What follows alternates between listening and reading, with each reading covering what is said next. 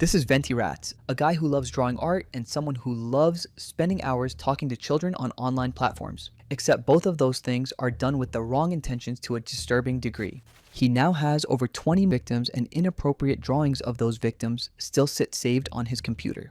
This artwork was drawn by him without the victim's consent or knowledge, purely to gratify himself. This is an 8-year-long saga of a not-so-random guy preying children across every platform he's on. A victimizer who pulls out the victim card the second he's called out. In this video, you're going to see his bizarre antics, his countless victims, and what could possibly lead to a story like this. VentiRats is a furry artist, art student, and a mentor. He was born on June 20th, 2002 in Chile, which makes him 24 years old as of 2026. He goes by the nicknames Pixie and Venti. He identifies as a demigender boy and doesn't plan on disclosing his pronouns anytime soon, simply because he finds it more fun to keep people guessing. But that might also be because his type is children instead of a specific gender, because the identity he actually confirmed, later in his own words, was being a PDF. Anyways, he is also a gamer, with Wizard 101 and Skyrim being his favorite ones. But those are just side quests because he's best known for creating NSFW furry artwork. He draws adult content and personal projects, which he also sells as paid commissions to clients. He has been involved in the furry community for 8 years and has built a following through his art. For context, the furry fandom is a community built around anthropomorphic animal characters, which are basically animals drawn with human-like traits. People in this community often create their own personal animal character called a fursona to represent themselves online. Venti's own fursona is a Sylvian, and it's the character you'll see across most of his art and branding. Furry artists draw these characters for themselves, but on furry platforms, they use their exact fursona for commissioned arts ranging from safe for work pieces to graphic adult content. That is why it's a massive online community with its own platforms and marketplace built entirely around commissioned artwork. That's the space Venti operates in. He himself is active on many furry platforms. One of them is Fur Affinity. It's the original furry art website launched in 2005. He posts there under the username Jas Pixie. Venti is also on Itaku. It's a newer furry art and social platform, similar to a mix of Instagram and DeviantArt, but built specifically for furry artists. He joined Itaku in May 2023, the same month he was first publicly exposed. And finally, he's on E6212 and most of his explicit commission work lives here. But this is not where his story began. It began long before all these platforms when he first started posting artwork online on Facebook in 2018. He was just 15 or 16 years old at that time, but he got banned there for gross reasons, so most of his earlier artwork is lost now. From there, he expanded to Twitter, where his account under the handle VentiRats now sits at around 11,000 followers. This is where he posts his safe for work art and runs his commission business too. He also runs a Discord server that has over 1,000 members, with most of them being minors. And as he said earlier that he likes mentoring other artists, his Discord server is where other artists share their work for him to see. His mentor persona is exactly how he gets away with it. By using his massive following to mentor young artists, he creates an immediate power imbalance. He weaponizes their admiration to override their natural defenses. When he crosses the line, the victims see a famous idol giving them special attention, not a predator. And as expected, he is also on Instagram and TikTok. It is clear how strongly he has branded his fursona literally everywhere, be it a furry platform or any social media app. And it is due to this branding that his posts regularly pull in strong engagement. Like this one Sylvione and Evie posted in February 2026 alone sits at over 650,000 views. But once you dig deeper, you realize there's a much darker motive behind this branding. This motive only became obvious on February 26th, 2023, when the Jas Pixie Archive Twitter account went up. It exposed that Jas Pixie was hunting monsters on literally every single one of these platforms. It is not only shocking but disgusting to anyone who reads through this thread, because Venti has been doing so many disturbing things on all these platforms since his early days. Like before this thread, no one knew that Venti was banned from Facebook for sharing child sexual abuse material. He would later claim it was not created by him, but the full story is enough to show he still holds responsibility for it. Basically, he received an image through a Discord group centered around shock content. He downloaded it and then he took the extra step of sending it out to people on Facebook. In his public response to this, he only admitted to receiving the image. He conveniently left out the part where he downloaded it and redistributed it himself. He claimed the experience traumatized him so badly that he wiped his hard drives afterward, deleting what he called his cub photos. But this excuse falls apart entirely when you realize that in 2022, he was secretly running an alt account called Pixie Milky for that exact purpose. This account existed to post and engage with a specific corner of furry content known as cub art. By the way, art refers to artwork depicting young or childlike animal characters in a sexualized way. It is widely condemned even within the furry community itself for being a thin disguise around content sexual minors. In his public TwitLonger response, he flatly denied ever liking cup content. The account existing for over a year says otherwise. He had also been drawing it himself, then lying about it by claiming the characters were actually 20 years old. And then he later confessed that the account was created to indulge in an age play fetish. In this fetish, he fantasized about being a minor being taken advantage of by adults. Ya un fetiche de querer haber sido un menor de edad y que me hubieran pasado esas cosas. But he was the one who was taking advantage of minors while being an adult. Like in 2021, when Venti was almost 20, he remained active on an app called Project Z.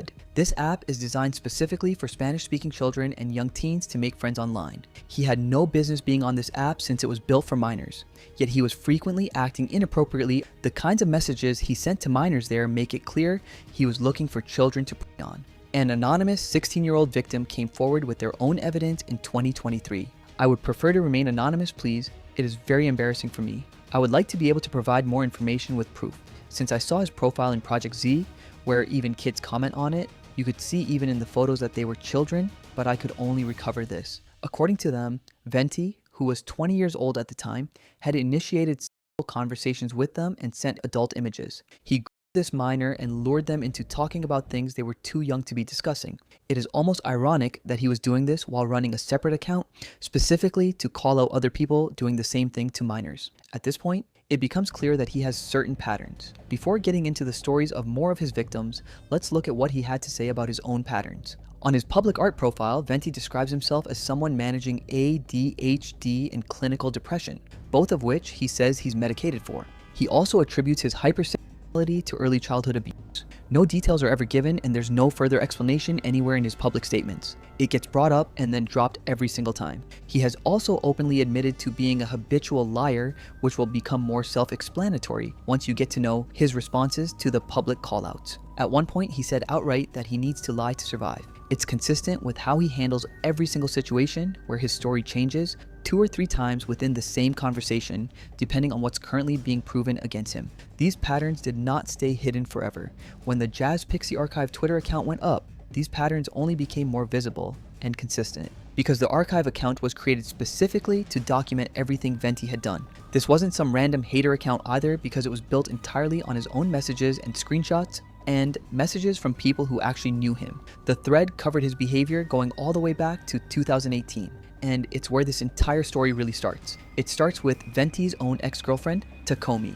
Years of a relationship with Venti left Takomi with a lot of disturbing experiences, but it was April of 2021 when things got genuinely criminal. At this point, Venti was nearly 19. He sent Takomi a message admitting he had been doing horrible things. He confessed to Takomi that he had been himself with her underage pictures and bluntly stated that it wasn't the first time and wouldn't be last. This was not just gross, but actually illegal, because Takomi was 16 or 17 when he sent that message, but the photos he was using were taken when she was between 14 and 15 years old. Takomi believed at the time that he had already deleted these photos. Well, he had not. Despite this confrontation, it didn't stop there. In January of 2022, Venti randomly commented on her body in a way. When she told him flat out to stop, he just redirected the comment to compliment her feet instead. A month later, in February of 2022, he sent her photos of his freshly shaven legs and his underwear without any disclaimer. Remember, she was just a minor. She said that made her uncomfortable. Instead of apologizing, he argued with her, saying it is a body positivity thing she should just be okay with. Make me feel valid? When you are the girl who make me feel valid because you help me to look feminine and cute, I just do that for that reason because you helped me on that. Not only this, he drew NSF art of Takomi, so they finally broke up. And after their breakup, he kept bringing her up and expressing how much he missed her for the most part of 2022, even while she was dating someone else. He even wished on her new partner. By February of 2022, Takomi had enough. She joined his Discord server and posted a public call out along with several tweets laying out what had happened. And since this wasn't just a minor issue, it got heated, which led to a Discord call between Takomi, Venti, and a mutual friend. The point of the call was to confront him directly. And as a habitual liar, Venti first claimed he had no memory of ever having the underage photos. When he was shown proof that he did, he changed his story and said the screenshot was actually him confessing he'd already deleted them, which was not the case. When that fell apart too, he blamed it all on having a bad memory, said he deleted the photos recently, and then changed the story again when asked why his timeline kept shifting. His final version was that the photos were sitting forgotten on an old phone, that he stumbled across them one day and deleted them right then.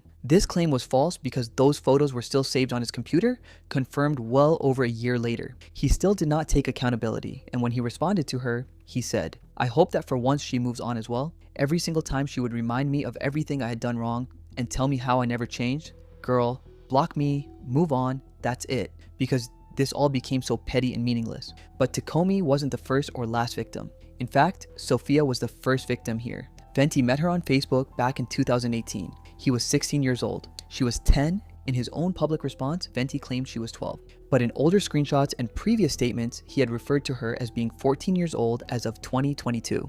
Work backward from that, and it confirms she really was 10 when they first met, not 12. Their contact lasted for 4 full years from 2018 to 2022, spanning her ages 10 through 14 and his ages 16 through 20. Minty, but dude, you still believe that Sophia is a girl or you know her age? I saw you changing it like 40 times. Jasmine, I meet her when she was 12 and she wasn't too weird. She got popular at 13.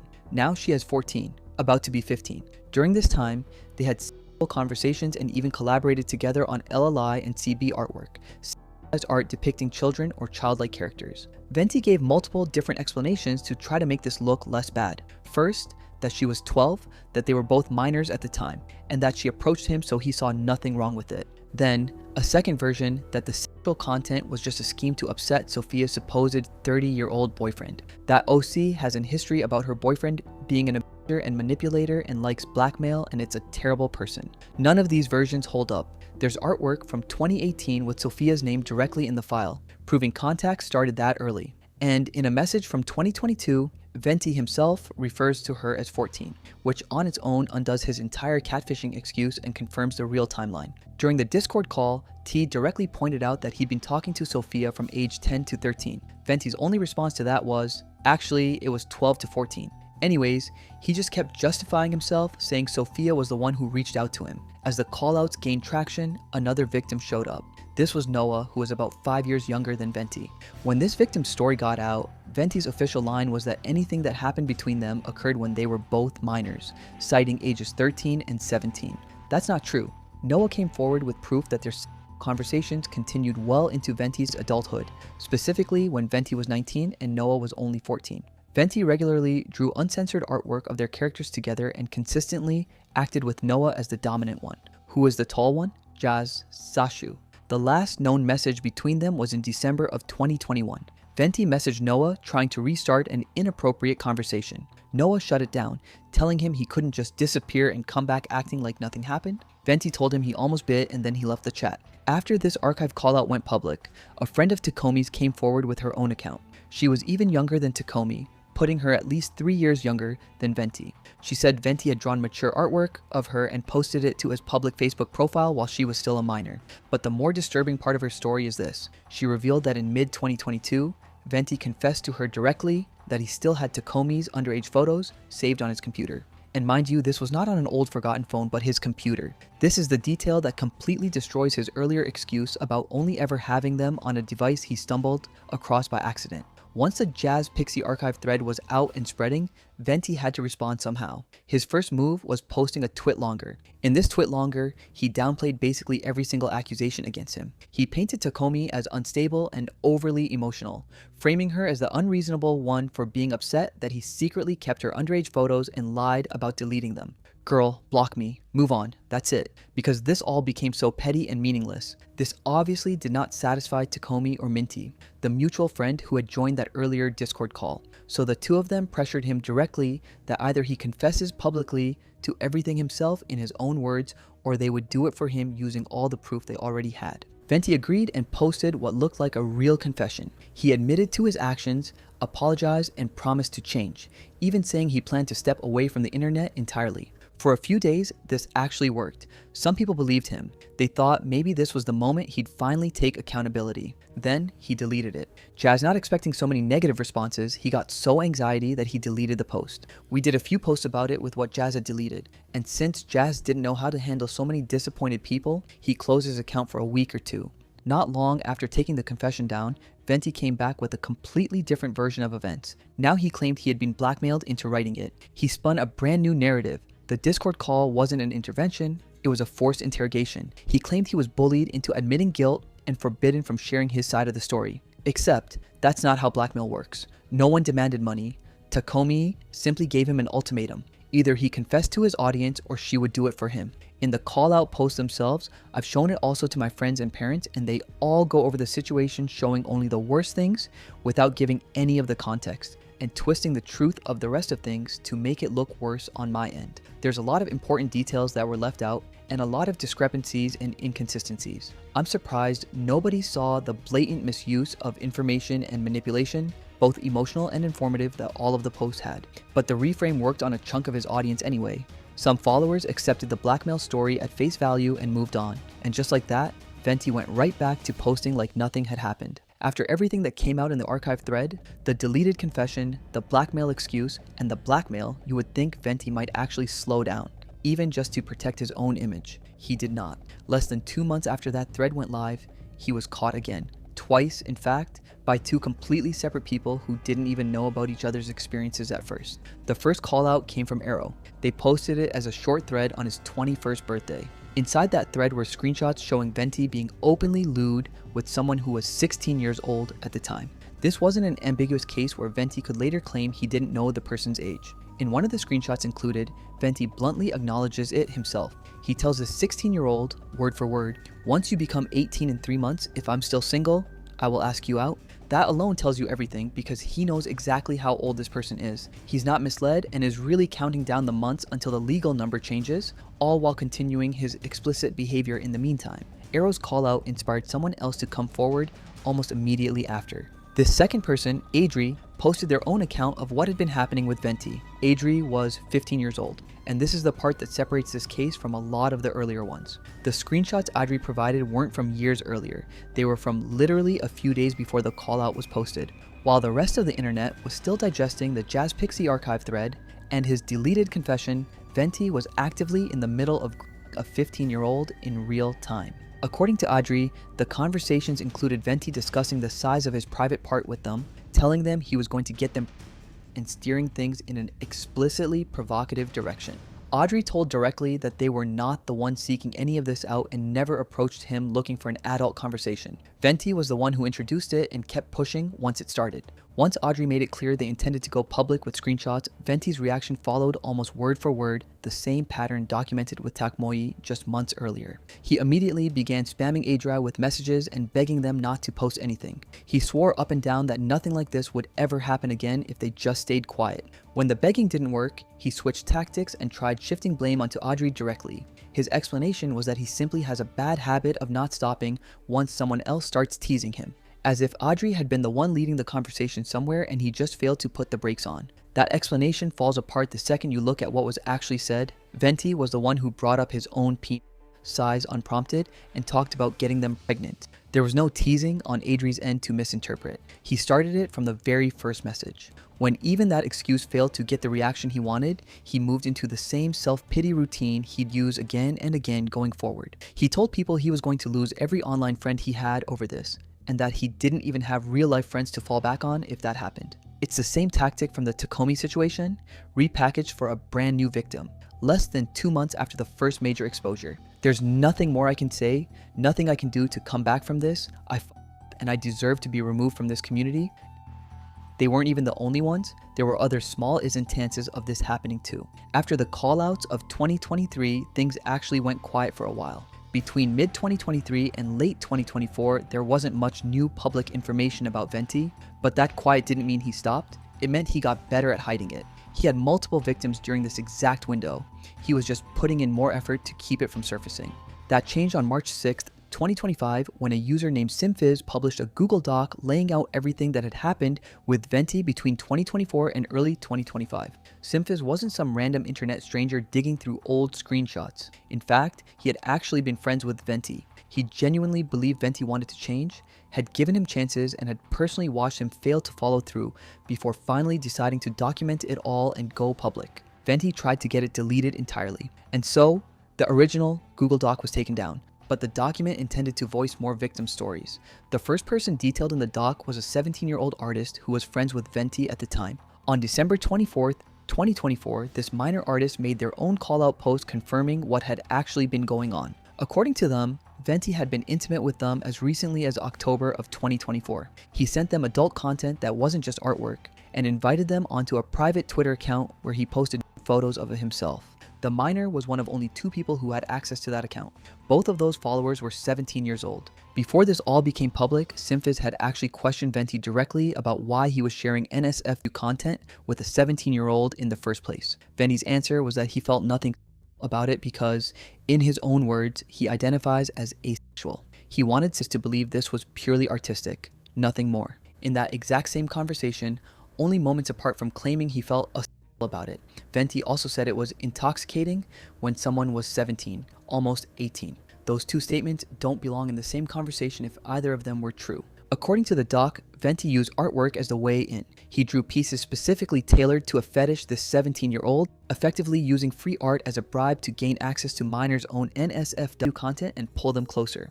Do you know how insane this sounds? Bribing a kid with a drawing so you can be let into his NSFW account. Venti replies, "No, I didn't know it was his NSFW account. He just said he had 3 privs. And I didn't give him the art to get his account because I was already making him the art beforehand."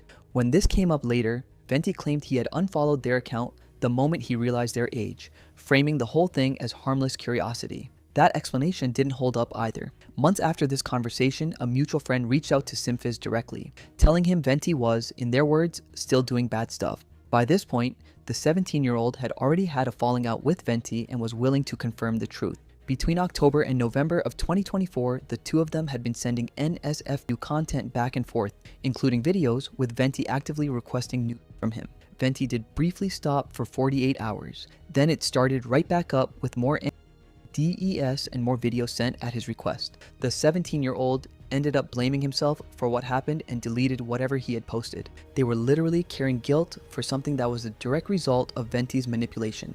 There was another 14-year-old victim in this document, but he was deliberately trying to bait and expose Venti rather than being an unknowing target from the start. Even then, it does not change what Venti actually did or his responsibility for doing it. Between January and February 3rd of 2025, Venti sent him a total of 20 separate bare photos and videos.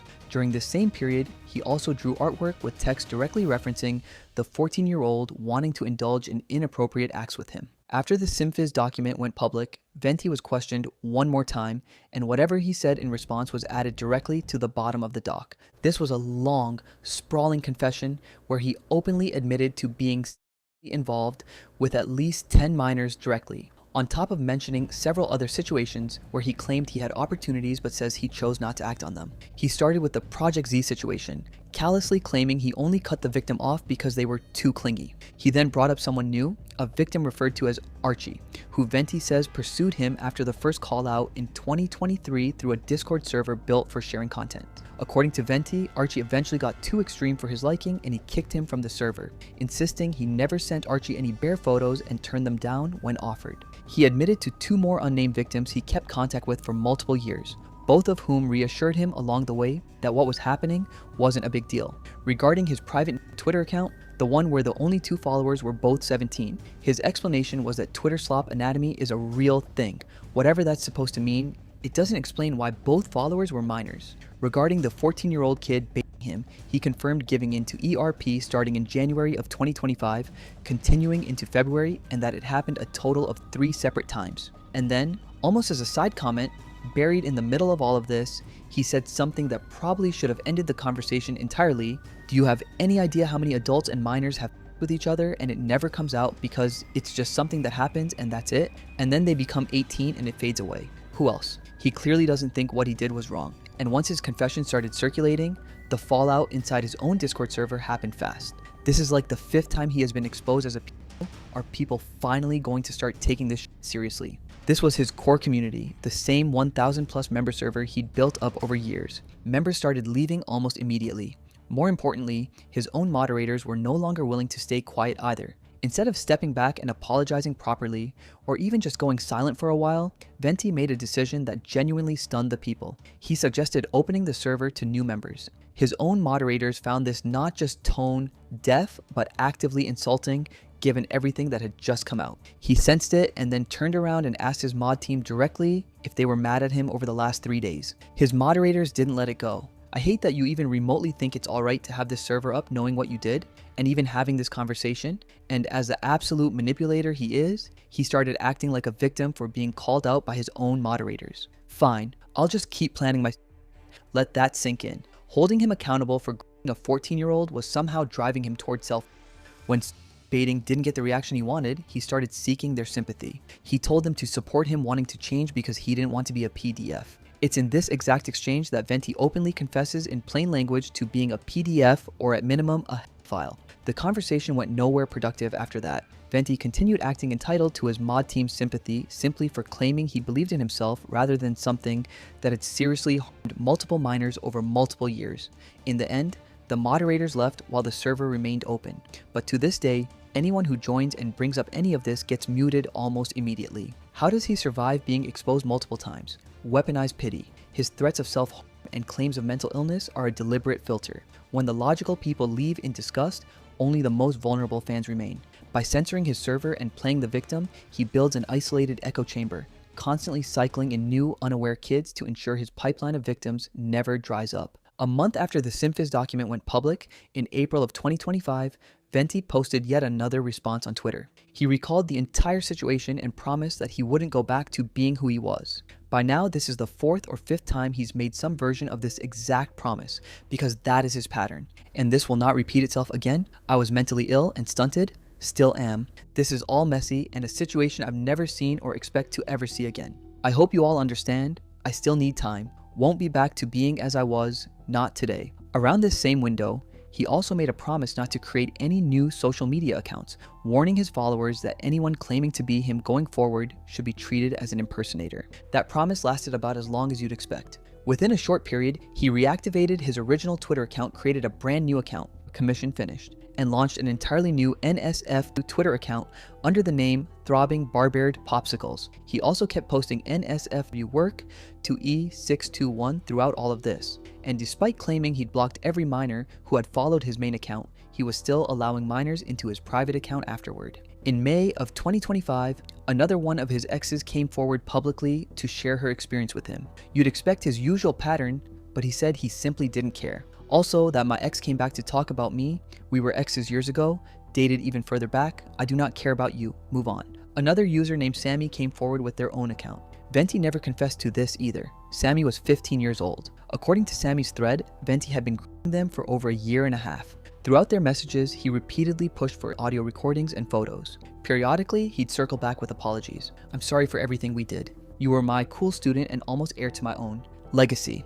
I shouldn't have done you so dirty. I'm not okay as a person. I'm sorry. These apologies meant nothing in practice. He continued being Sammy all the way through March of 2025, the same month the Simfizz doc dropped, before Sammy finally cut contact entirely. His behavioral and mental patterns have become obvious at this point. When he's actually confronted, he tends to default to an almost detached, nonchalant tone. He stays calm and even a little flippant, which seems to function as a way of appearing less guilty simply by not acting guilty. It's a tactic that works on people because panic and defensiveness read as suspicious. That is also why he was so calm during calls with Tokami and Minty.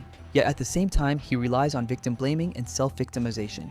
With his moderators, he flipped from being told he sent uncensored content to a 14-year-old straight into accusing them of wanting him dead. He positioned himself as both the person who did nothing wrong and the person being unfairly persecuted. Guilt tripping and baiting show up constantly whenever he starts losing control of a conversation. He also talks about his own behavior using language borrowed directly from addiction recovery, calling repeated offenses relapses. The problem is, he uses this language to excuse continuing the exact same behavior, not to actually stop it. For years, he has blamed his behavior on his mental health. At the same time, he says therapy is too expensive, despite earning money through commissions on 6 or 7 platforms. Lastly, when his support system finally pushes back on him, he treats it as betrayal rather than reflecting on what they tell him. Anyways, Venti's main Twitter account is still under the handle VentiRats and remains fully active. His follower count sits around 11,000, roughly in line with where it was during the height of the 2025 callouts. He's still taking paid commissions.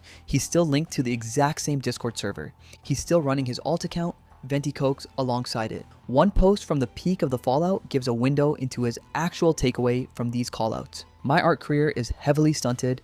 I've lost more people than I can count. I can't live a normal life as the rest anymore. I go through this every day. I miss everyone, everything, but there's nothing I can do, and I know things will always remain this way. I don't live happy. Even here, the framing is entirely about what he's lost, not about the people he hurt to get there. It's worked every time so far. He still has a platform, an audience, and access to a community of over 1,000 people. Not to forget that a large number of them are minors themselves. If you are a minor in this community, stay away from him. His pattern never changes because, until now, nothing has ever actually forced it to. People find his art, follow him, and naturally end up finding a link to his Discord server, which has effectively zero real moderation or security unless someone is being openly hostile toward him specifically. Often, he doesn't even wait for people to come to him. He reaches out first, usually by praising someone's art and positioning himself as a mentor or teacher figure, something he's literally listed in his own bio.